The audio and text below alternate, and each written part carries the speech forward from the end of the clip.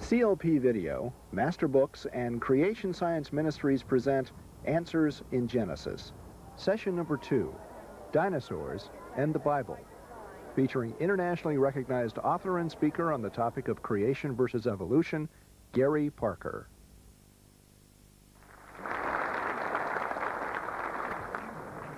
Well, sorry we didn't get the word out in time to you for proper makeup for the screen test that you're about to have.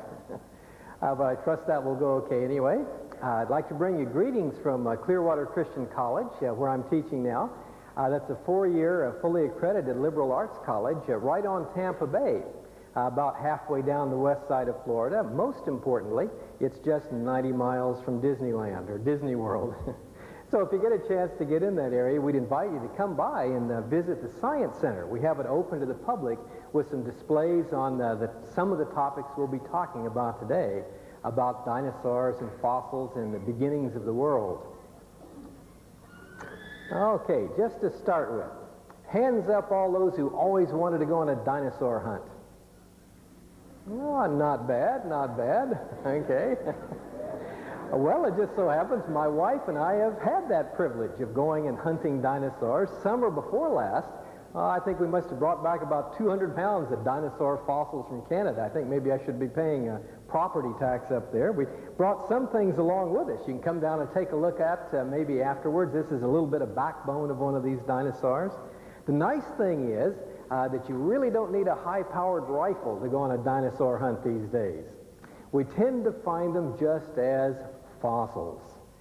Bits and pieces, traces, bones, and so on of once living things preserved in rock layers laid down on all the continents around the world. And a fossil can be a bone. In fact, we got some leg bones in plaster casts about so long, just the top of a leg bone of one of these dinosaurs. My wife found a tyrannosaur tooth. We'll return to that one in a little while, complete with some of the serrations on it. But sometimes it's only a footprint, a track, and that counts as a fossil. That gives you information on how the animal once lived and so on. Perhaps one of the more interesting things is a kind of fossil that, well, looks like this. This is just a small piece here. This is a very informative kind of fossil called a coprolite.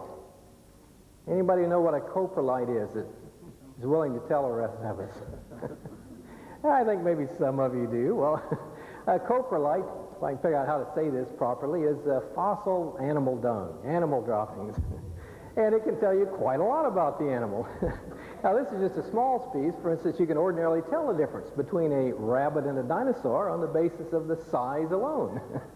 But you can actually take thin sections of this. There are people that do this. By the way, it's turned to rock. It doesn't come off in your hands. Doesn't smell anymore, anything like that. So you can slice these things, look at them under a microscope, and get some idea of what the animal ate, whether there's a little bit of undigested wood or bits of broken bone and so on in there. So those tell us a lot about this awesome group of animals that we call dinosaurs. Well, of course, there's a lot of interest in dinosaurs today in the public media. And so it might be interesting for us to ask, well, what does the Bible have to say about dinosaurs? Well, that sounds kind of strange. Most people would say, well, the Bible doesn't have anything to say about dinosaurs. Exactly the opposite. The Bible has quite a lot to say about dinosaurs. One of the most famous passages there is the one in the book of Job. That's kind of a special book. That's where God is speaking to Job out of the whirlwind and answering questions that Job has. And he takes them all the way back to the beginning. God says to Job, where were you when I laid the foundations of the earth? And he begins to talk about the wonders of creation, about the stars in the sky, about the wild horse, about the ostrich, about many animals that the translators knew what animals they were. But then he gets to this one. Behold now Behemoth, which I made with thee. And then it starts describing this awesome animal. He had bones like bars of iron. His strength was in the muscles of his belly. He moved his tail like a cedar tree. Well, now some of you have modern translations, and there might be a note in the margin, well, this is an elephant, a rhino, or a hippo. What kind of tail does an elephant, rhino, or hippo have? Like a great big cedar tree? Yeah. Like a little piece of rope read something like that. No, this had a tail like a cedar tree, a symbol of strength and power right on through Scripture. In fact, it says it can hold its mouth against a mighty rushing of the Jordan River at flood stage. Now, there used to be big animals like that lived in the Jordan River, rhinos, hippos, and things. When the floods came, they fled to high ground. But not Behemoth. It could stand against the mighty rushing of the Jordan River. The more we read and study, the more we realize that the animal described is pretty much like this model that I have here. In fact, the name Diplodocus actually means double beam. The strength is literally in the muscles of the belly, move the long neck and head on one end, and a long cedar-like tail on the other end. Now, this is one, by the way, we used to call Brontosaurus. Well, I hate to tell you this, but poor old Brontosaurus never really existed. It was a mistake. And somebody found the body of a dinosaur in one quarry, found the head in a quarry a few miles away, and got the wrong head on the wrong dinosaur, and forgot to tell the post office. Some of you may have collected those 4 stamps with 4 different kinds of dinosaurs, but they've still got Brontosaurus on there. The correct name now would either be Apatosaurus or Diplodocus, one of those 2 dinosaurs. But there were animals like this that roamed the earth, and the people who translated the Bible knew that it wasn't an elephant, rhino, or hippo, so they just took the Hebrew letters and changed it to this form so we could pronounce it like Yahweh into Jehovah. Okay, quiz time. Okay, get ready to raise your hand. Hands up all those that think that this is a life-size model of the mighty behemoth that once roamed the earth. Nobody? There's got to be somebody. Nobody gets any extra credit. Believe it or not, this is a life-size model of the mighty behemoth when? When it first hatched out of its egg. See, you made a mistake many evolutionists make. They're always forgetting about the women and the children. And so dinosaurs hatched out of eggs. As a matter of fact, we found a great many dinosaur eggs, some in Montana, some in Alberta, Canada. There's a new find there, lots of them, in the Gobi Desert. Sometimes a little baby dinosaur still in the egg. And so many of these are only about the size of ostrich eggs. The biggest is only about the size of a football. So when behemoth first hatched out, it would be about this size. You could hold it in your hand, pet it like that, put a little string around its neck, take it to school with you, and so on. Nice to have one of these things. Well, the same thing is true about this one right here. Who knows what dinosaur this is? Yes, right there on the front row. Tyrannosaurus, okay, Tyrannosaurus Rex. And according to all the films and so on, this is the mightiest dinosaur of them all. This is the one that, according to one film, eats jeeps, okay? And in the other films, this is the one that snaps the head off of the Diplodocus or rips the guts out of a Triceratops or wrestles an Allosaurus over a cliff. But when the mighty Tyrannosaur hatched out, it'd only be about this size. You could hold it in your hands again, pet it like that. You could even let it perch on your shoulder like a parrot. Uh-oh. What would happen if you let a Tyrannosaur perch on your shoulder? Yeah, rip your ear off, rip your head off, worse than that, and so on. And so this is the one that's usually considered this awesome, vicious predator. But as scientists have taken a second look at Tyrannosaur, and maybe that's not all so after all. Now, when you look at just the tooth, now you're looking at a pretty awesome structure here. The tooth, you know, has a backward curve to it, kind of a point on the end and so on. The one my wife found even has a little cutting serrations on it. About 6 inches or 15 centimeters of tooth here sunk down into the jaw. And so it looks like it would be an awesome weapon of destruction until you realize that this great big long tooth like this is only sunk about 1 inch down into the jaw. Scientists now recognize that if Tyrannosaur really had grabbed a Triceratops or some dinosaur that could fight back, grabbed him like that and pulled back, he just put all the teeth under his mouth. So then he wouldn't even be able to eat what he killed. So that would be kind of a hazard as far as this is concerned. And instead of walking around upright in a position for chasing other dinosaurs, it really looks like Tyrannosaur walked around bent over somewhat like this, with its great big 4.5 to 5 foot jaw down near the ground for ripping and slashing into watermelons, pumpkins, cantaloupes, things of that nature. It may have been a vegetarian It may have been a carrion eater, something like a vulture that eats animals that have already died and so on, that can't fight back. Well, scientists know that you can't really tell what an animal ate by looking at the teeth. In fact, here's another question I have for you. This one comes from Creation Magazine. I'll tell you a little bit more about that magazine later. It's put out by the Australian Creation Science Foundation, available here in America. It's just full of all kinds of interesting things, including this one.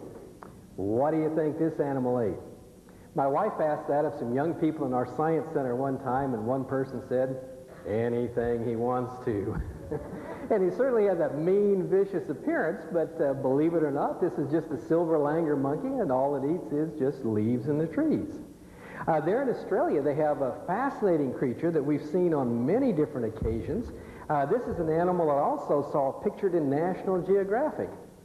And when I first saw it, I could see the teeth of the animal here look like miniature versions of the tyrannosaur tooth. Again, they had the backward curve, a sharp point on the end, and so on, a cutting edge on one side. And so it looked like a wild dog or something like that, some vicious predator. But as I read the caption here, it said it had these vicious teeth and so on for ripping and slashing destructively into what? Mangoes, papayas, bananas, and things like that. This is the fruit bat. And it's common in Australia, and it really is a pest as far as the fruit farmers are concerned and so on. A lot of them have to put the blue plastic and things like that over the bananas to protect them from these fruit bats. They're really kind of cute. They're brown fur, big soft brown eyes. When they spread out their wings, they've got a wing spread about 4 feet. And we saw a group of them flying over a meeting one evening. Looked like so many Count Draculas going overhead. But they're really just vegetarians, not at all meat eaters. That shouldn't be too surprising to us. We read in Scripture that when God finished his creation, he told our first parents to you, and then he went on to say, and to every beast of the field, every bird of the air, everything that creeps upon the earth, I've given every green plant for food. When God made the world, there wasn't any death. There wasn't any destruction. There weren't animals ripping one another to pieces. There weren't people murdering and killing and having war and so on. God created the world in perfect peace and harmony. It wasn't until human sin ruined the world that God created that animals began to eat one another, and very shortly after that, that men began to kill one another. But even at that, some of the things that we look at that look so ferocious and so on really are designed just for eating vegetables. Here's an awesome looking structure. Now don't get confused. Some of you think this is a model of my nose, but it isn't, okay? This is a fingernail, okay, just the little tip of the finger, the claw of an animal we find fossilized in Florida, the giant ground sloth. Now it's a mammal, not a dinosaur. We haven't found any dinosaurs in Florida yet, but the giant ground sloth was bigger, heavier, taller than Tyrannosaurus rex. And it had these huge claws. Here's a picture of one. You can see the claws of the fingernails just on the very tip out here, and that's all that you're looking at is one of these fingernails. Well, I have a friend of mine who's a very well-known fossil hunter, found one of these just 30 miles from our home, right across Tampa Bay, but it was twice as long as this one, a 31-inch claw. Well, the good news is, in spite of that ferocious appearance there, it looks like these giant ground sloths. Here's one with a skin on, a couple of joggers gone by for comparison. It looks like they just use this thing just as a leaf rake, just to rake leaves out of the trees and so on. They were vegetarian. Well, there is one other possibility. Now, I'm not sure about this. When scientists try to study the past, they're limited. You know, they weren't there, they can't see directly. So I'm not sure we can be positive about this, but there is one other possible function of this large claw. I'm not sure about it, so don't hold me to this. But it could be, just could be, I'm not sure, this could be the world's largest nose picker. Now, I'm not sure about that, but maybe one, well, never mind. Moving rapidly along. This giant ground sloth, kind of like a bear. You've seen bears have these huge claws. And once in a while, you've seen film of a bear snatching a salmon out of the river, the camper out of the sleeping bag occasionally. But the vast majority of the time, those are just used to eat fruits, nuts, and berries. 90% of the diet of the average grizzly bear is just fruits, nuts, and berries. And so it looks like when the Bible tells us God created things to eat plants and not one another, science says we can understand how that could have been, even though sin has made that change since. After the flood, God even told people that now they could eat meat. So if we think about man and dinosaur living together, maybe that's not so awesome after all. After all, if Job saw dinosaurs like the behemoth there and so on, that means they were on the earth at the same time that people were. As a matter of fact, if we look back into the record of what did happen at the beginning, the one written by the one who was there and made it happen, we find out that God created the land animals on day 6. And so that's when he would have created the large animals like the Diplodocus and the Tyrannosaurus and so on. And he created the flying and swimming animals on day 5. So that would be like the pteranodon, the pterodactyls, the flying reptiles. And then the swimming reptiles like the plesiosaurus and the ichthyosaurus and so on day 5. And they would have lived on the earth at the same time that man did. And that's not so preposterous after all. The dinosaurs aren't as large as we often think they are, starting off as just eggs and so on. Most of them were vegetarians even after the fall, so they wouldn't eat you even if they could. As a matter of fact, when man and large animals get together, who's in trouble? In fact, I know an animal twice as large as the one we used to call Brontosaurus. You could take 2 of these, Apatosaurus or Diplodocus, wrap the tail and neck around each other, and stuff them inside the volume of a, what? Great blue whale, that's right, great blue whale. Much bigger than any of the dinosaurs, but who's in trouble? Man or the great blue whale? And of course, it's the great blue whale that's nearly been hunted to extinction. When man and large animals get together, it's usually the large animals that are in trouble, not the people. And so if man and dinosaur did live on the earth at the same time in the past, that makes us wonder, what happened to those dinosaurs? I doubt if any of you saw them on your way over today and so on. What happened to them? Where did they all go? Well, here's one man's idea of what happened to the dinosaurs. And I suppose that may be one of the better theories. There's been a wild assortment of theories of what did in the dinosaurs, a dinosaur plague, oxygen suffocation. And it's even been suggested that the dinosaurs died of constipation, that there was a fern plant in their environment they needed for proper digestion. When that fern plant died, the dinosaurs impacted themselves to death. Well, good stirring stuff. The popular theory now is what? All the dinosaurs are wandering around minding their own business, and an asteroid, a chunk of rock from outer space.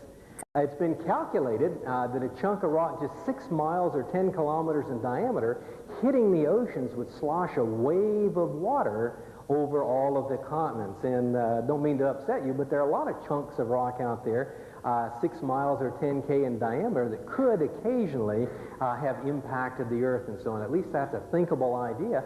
And what's the good news in a sense? The evolutionists have at last agreed with what the Bible has been teaching all along, that the sudden catastrophic decline in size and variety of animals, we would tie it into the biblical flood.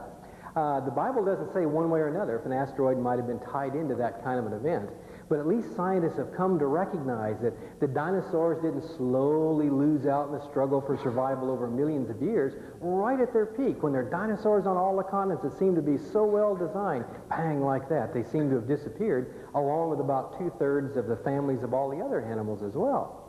And if it was a great flood, then we can understand why the bones of these dinosaurs are found buried in rock layers laid down by water all over the earth.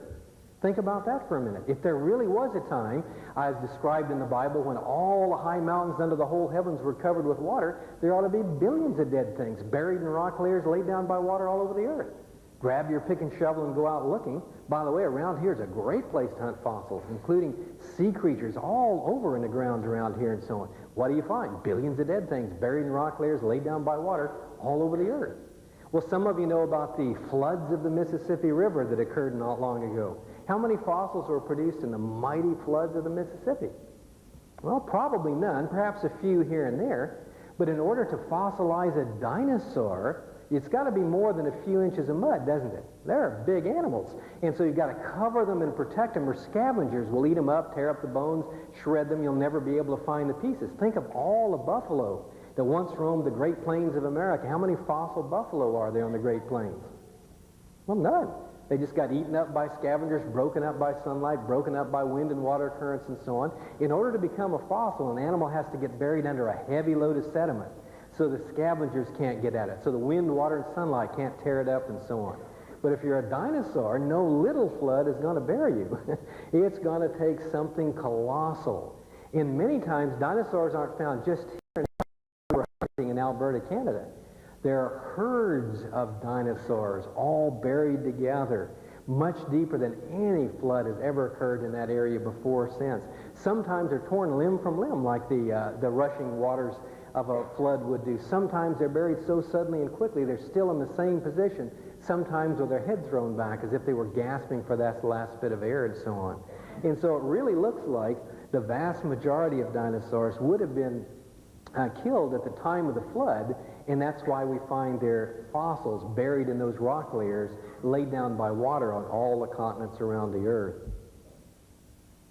But, now I've got into trouble. If the dinosaurs were here when the flood came, where were at least two of each kind of dinosaur? On the ark? Could there be dinosaurs on the ark? If a dinosaur stepped on the ark, wouldn't it just tip up, flip over, and sink? Well, that's what I used to think. But that's a misconception both of the size of the ark and of the size of the dinosaurs. You know, a lot of children's books portray the ark as a little rowboat, a guy in a white beard, and a giraffe standing behind him. The real ark was much more awesome than that, a huge vessel. Its dimensions are given in Scripture. We know how big it was. And so the ark is a whole lot bigger than we usually think, and the dinosaurs aren't as big as we usually think. You know, the famous ones, Tyrannosaur and Diplodocus and so on, some of the dinosaurs never got any bigger than chickens. Imagine that, a dinosaur the size of chickens. If they hadn't died out afterwards, we could go out for Kentucky Fried Dinosaur, right? And there were lots of little ones. In that one film, by the way, these are the horrible ones. Dinosaur comes up and bites you on the ankle. What do you do if a dinosaur bites you on the ankle? Well, you just shake it off. But then another one comes up and bites you, and then another one, then another one. And according to the movie anyway, each time they bite you, they inject anesthetic. So pretty soon, well, the rest of it's terrible. But at any rate, little dinosaurs, big dinosaurs, and among the big dinosaurs, remember, they started off, you know, this size. Now, if Noah had wanted to cheat, he could have gotten all the dinosaurs on the ark in a couple bushel baskets, right? Just take the eggs. But that wasn't God's purpose. God's purpose was to have them multiply and refill the earth, and so they would have taken young adults. Those would be the best kind to multiply and refill the world. But here's a possible difference between dinosaurs and us.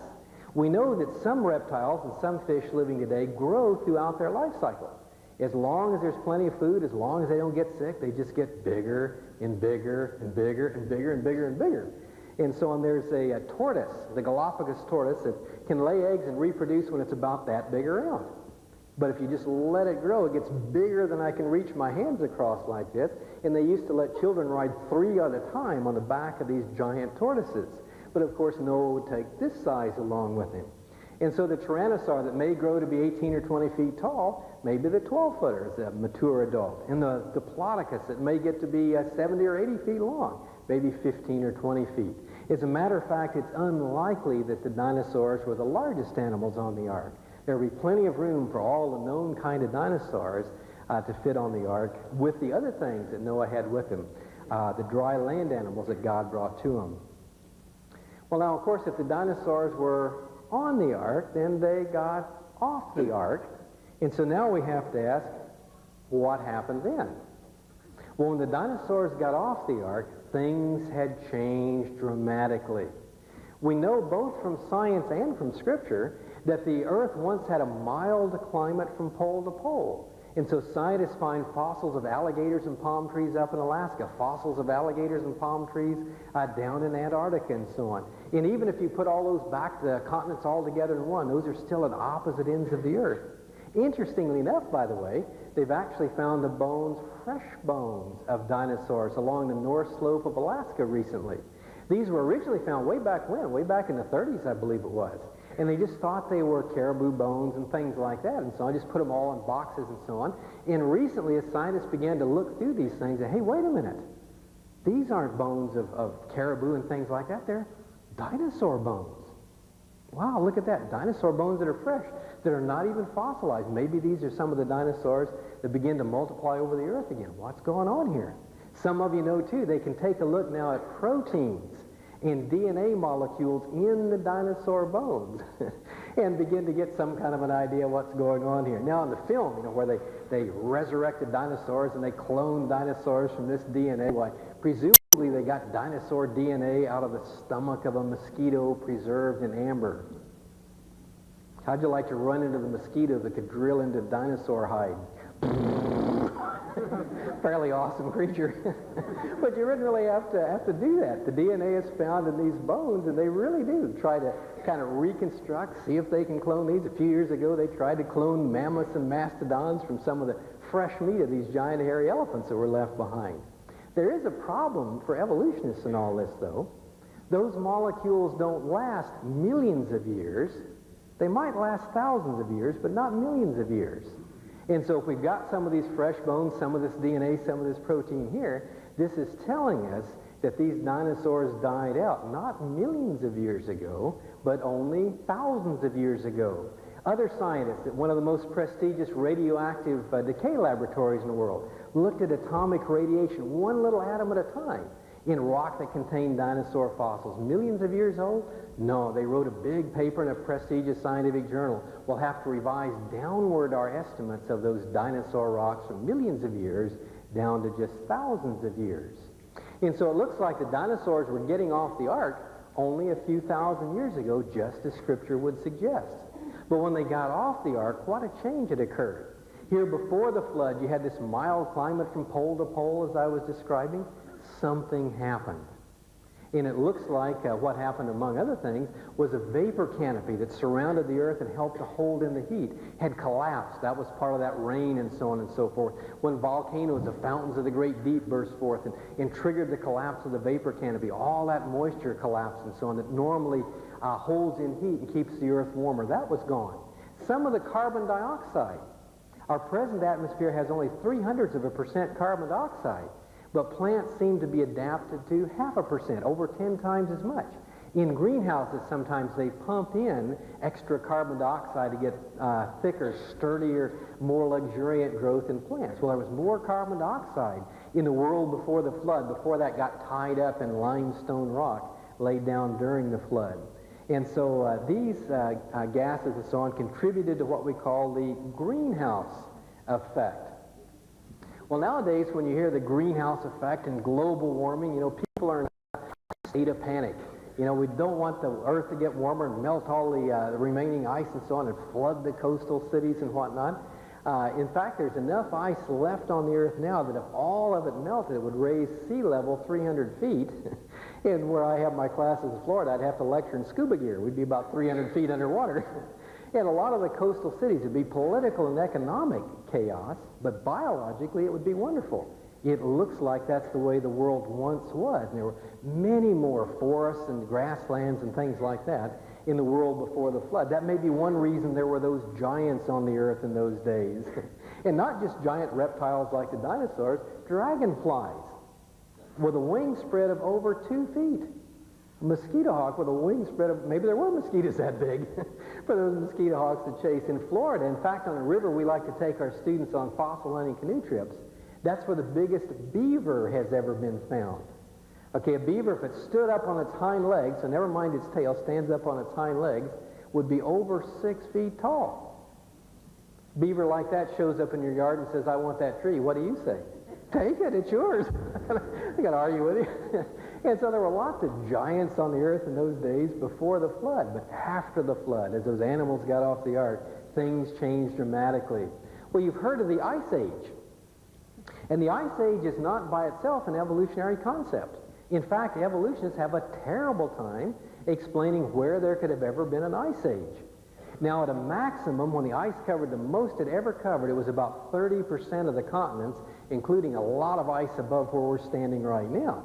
Okay, it didn't get down into Florida, but it did get down into the middle part of the United States, over a lot of Canada, not over all of Alaska, interestingly, some of Europe, about 30% of the continents. We're still in the Ice Age in the sense that the ice still covers about 10% of the Earth. It began to melt back from maximum, according to evolution, about 8,000 years ago. According to creationists, about 4,000 years ago. Better agreement than we usually get on those things. Well, where'd the ice come from? What made it? Well, evolutionists are trying to come up with theories for the ice age that have the Earth slowly get colder and colder and colder. But if the Earth slowly cools down, you don't get an ice age, you just get a cold Earth. To get an ice age, you need two things, hot and cold. What do you need the hot for? You need the hot to evaporate moisture from the oceans. If you had warm oceans, then you get lots and lots of evaporation. If you had cold continents, then that evaporated moisture could fall as snow and pack up to make these ice sheets. Where are we going to get conditions like that? Answer, right after the flood. Before the flood, the Earth is mild and warm from pole to pole. After the flood, land cools off very quickly, so it gets cold quickly. The oceans take several centuries to cool off. The stage is set for the piling up of that snow into ice sheets that move down and only now have begun to melt back and so on. So it looks like a flood really explains for us where the ice age came from and why that had such a devastating effect on the large animals that were on the ark, like the dinosaurs. But after the flood, it cooled dramatically, and many of the large animals were unable to multiply and fill the earth with the ease that they had done before the flood. But there's another possibility. It wasn't just the climate change. Perhaps some of the last of these dinosaurs were hunted to death by people. Now, would it only be a crackpot creationist that would come up with some crazy idea like that? Not at all. You can read the same idea in the books put out by evolutionists and so on. Now, I'm talking here about mammoths and mastodons, these giant hairy elephants, the giant ground sloth and things like that. Animals, many of which were bigger than the dinosaurs, and yet everybody recognizes, all scientists agree, that many of these were hunted to death by people in Florida and over in California. These would be the Indians that lived here before the white man settled this particular area. Some of you maybe have been to the La Brea tar pits out right in the middle of downtown Los Angeles. This lake of tar with all the skyscrapers up around it and all that. And so they find these big elephants and so on, and they also find people. They find my ancestors, the American Indians, buried in there with the mammoths and mastodons, the saber-toothed tigers and so on. Sometimes they see areas where knives were used to scrape meat off the bone. They see spear points and arrowheads still embedded in the bone and so on. We were doing a tour at the State Museum down in Florida. We're shown a huge skull. The skull was like this and the horns like that, of an extinct buffalo with an arrowhead embedded right between the eyes and so on. And so scientists agree that it was really people that hunted a lot of large animals to extinction in just the last few thousand years. On New Zealand, there used to be a bird called the moa bird, M-O-A. This was a bird that was taller than Tyrannosaurus rex, even if T-Rex stood up. That wasn't as heavy, but it was a great big tall thing, hunted to extinction not by the white settlers with high-powered rifles, but by the native Maoris just using spears. A huge bird like that hunted to extinction. Well, you can imagine one bird would, make a lot of meat for the tribe. You say, I want the drumstick, and it takes 5 of your friends to haul over to your table and so on. Yeah, so that may have been part of it, just meat for people as they begin to multiply, and also trophies. As you very well know, people like to hunt large animals just for trophies. So it's possible that man did in the last of these large creatures in many areas around the world. But if that's so, that means we ought to have some kind of historical record that man and dinosaur have lived with each other in recent times, in historical times since the flood. And we do. There are lots and lots of records of man seeing dinosaurs. Some of you know the name of the Greek historian Herodotus. He confirms a lot of the events that happened in the Bible and so on. He saw and recognized a flying kind of dinosaur, and we know which one he saw. There are two main kinds. The pteranodon has a big beak and a big bony crest, but no teeth and no tail. That's not the one he saw. He saw Rhamphorhynchus, the one that has a beak with teeth in it, no bony crest, and a long snaky tail. He saw the flying Rhamphorhynchus, and he saw fresh bones of these in a valley there in Egypt and recorded it for us. One of the most dramatic is an encounter between an Italian peasant and a dinosaur, May 13, 1572. Okay, here was an Italian herdsman going to market and so on. He hears a hissing animal in the bush beside the road. What do you do if you hear a hissing animal in the bush beside the road? Usually one of two things: run like crazy or kill it. And so in this case, he killed it, banged it on the head and so on. Well, if you've just killed an animal, what do you do with it? Well, you take it into the local biology teacher and ask for extra credit. At least that's what my students do. So I've been heir to quite a few things for the extra credit approach and so on. So he dragged this animal into town. A local biologist, a well-known textbook writer, Ulysses Aldrovandus, took a look at the thing. It was all covered with scales. It was obviously some kind of reptile, but he'd never seen it before. But he described the outside, the inside, dissected it, the works, and so on. All of the other animals he described in this book are perfectly accurate. And so it looks like now that we found other bones of this creature, it was a small dinosaur, Tanystropheus, scaring Italian peasants not very long ago at all. One of my favorites is this little creature right here. And so some of you have seen an animal that looks like this. Now this is a little bit gory right here. This was an animal dredged up by Japanese fishermen 65 million years ago. No, sorry about that. It was found by Japanese fishermen back in 1977. Now, it had already died. It wasn't alive, but it hadn't died long ago. It maybe died a few days ago. Fish had begun to pick away at the skin and all that and so on, but you could still see the small head, the long neck, the front flippers, and the back flippers. And sure enough, it looked like the dinosaur we call a plesiosaur, one of the swimming kind of dinosaurs. So the Japanese got all excited about this, and their intention was to bring it back to Japan, but that's a long way from New Zealand to Japan.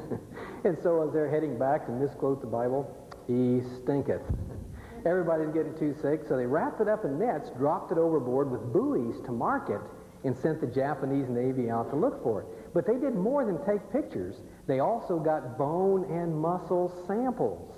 So that you can see it's not a shark, it's not a mammal, it's not a giant sea lion or some shark or something like that. It has bone in it and so on. It's not really like anything except that kind of plesiosaur. And so that's what the Japanese got all excited about. Summer before last, my wife and I spent about 3 weeks in Japan with the Creation Science group over there and got to go to this museum in Iwaki, northeast of Tokyo, where they house the plesiosaur remains. And I got a little tie clasp that shows these bones. They got all excited about this thing, and I think rightly so. There are other areas in the world today from which we get reports of dinosaurs. There are evolutionists. An evolutionist believes that there are dinosaurs still living in the Congo Basin, and it's found in the science of cryptozoology, the search for hidden animals, to go look for these things. The York Peninsula in Australia is really a difficult place to get into. No roads through there yet, and that's one of the areas they may still exist. Well, regardless of whether there are any dinosaurs living on Earth at the present time, we can say this much. What we know about dinosaurs fits very well with what we read in Scripture about the origin and history of life on Earth. If we talk about dinosaurs, we'd say they were created on days 5 and 6. The land dinosaurs, like Behemoth, were created with us on the 6th day of creation. The swimming and flying forms would have been created on day 5. Dinosaurs come in all sizes. I mentioned little chicken size. There's a little mouse dinosaur that was only about that big and so on. They come in all sizes from small to large, but even the largest began life small as they hatched out of eggs and so on. Most of the dinosaurs were vegetarians. Now, you don't make movies out of vegetarian dinosaurs peacefully grazing on plants, but most of them were vegetarian, even after the fall, even after death corrupted the world and so on. Many of the dinosaurs remained vegetarian. Only a few became meat eaters. Some undoubtedly did, probably not Tyrannosaur, although some others would have been meat eaters. Many were drowned in the flood. That's why we find their fossils buried in rock layers laid down by deep water in several pockets on continents all around the Earth, from the Gobi Desert to central plains of Canada to Montana and Wyoming out in the American West and so on. And so the dinosaurs that were not drowned in the flood were those that were on the ark, the dry land dinosaurs. There were plenty of room for them. They got off the ark only to be caught either by the climate change or perhaps hunted to death by people. And these are some of the records of people having seen these dinosaurs. That plesiosaur, by the way, may be the animal that God is describing to Job in the 41st chapter of Job. Behemoth is described in Job 40. In chapter 41, is a whole chapter about an awesome animal called Leviathan. Now, Leviathan isn't a translation, it's a transliteration. Just took the Hebrew letters, changed them to English so we could pronounce it and so on. And as it described, it's much more than a crocodile or an alligator. Those are fairly ferocious. But even when those things got to be 40 feet long, the Egyptians still hunted them and turned them into suitcases and pocketbooks and shoes and things like that. In Florida now, we've got hunting season on alligators, and they're getting some 20 feet and so along there. But again, man still hunts these things. In fact, in Clearwater, you can get alligator tail omelet if you so desire. They've got regular hunting season on these, but not Leviathan. The Bible tells us nobody had ever succeeded in wedging a spear between the plates of the scale. And it really matches the description of one of the larger members of this group of dinosaurs. Well, that leaves us with just one question, I guess. What is a dinosaur? Now, some people would object to my talking about a plesiosaur and a pteranodon, that they may belong to another group, but they can't really object to that anymore. Dinosaur is no longer an official scientific term. It was coined by the British anatomist Sir Richard Owen, meaning terrible lizard, back in 1841. And at that time, it looked like they pretty well knew what they were. But as we found more, when you try to describe, well, what does it take to make a dinosaur, most of the definitions that would include a dinosaur would include an alligator or a Komodo dragon. There are great big lizards, monitor lizards, Komodo dragons on the Indonesian islands. They get to be more than 10 feet long and eat pigs and deer and things like that. Great big, mean-looking things and so on. And they are meat eaters. There's some fairly large lizards in Australia, the goannas, get about 6 feet long and so on, that are really kind of pets.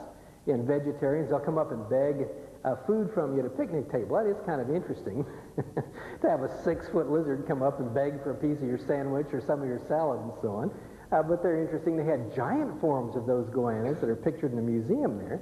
But they don't fit dinosaur classification either, based on the number of openings they have on the skull and so on.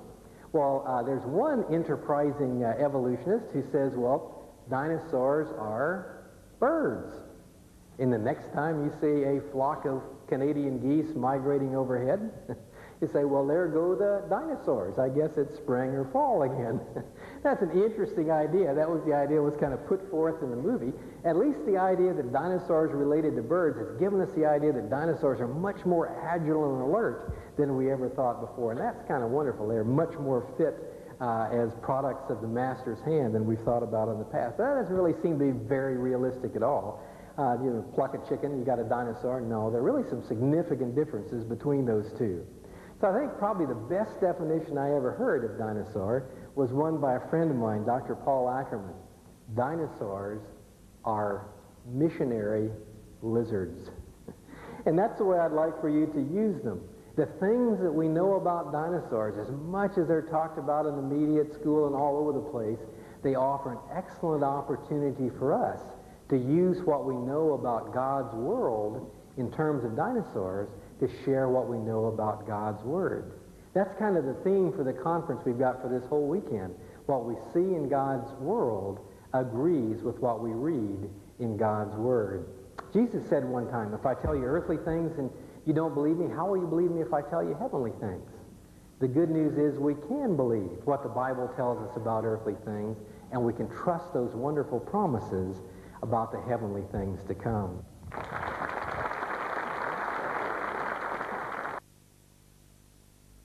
Well, that concludes our presentation.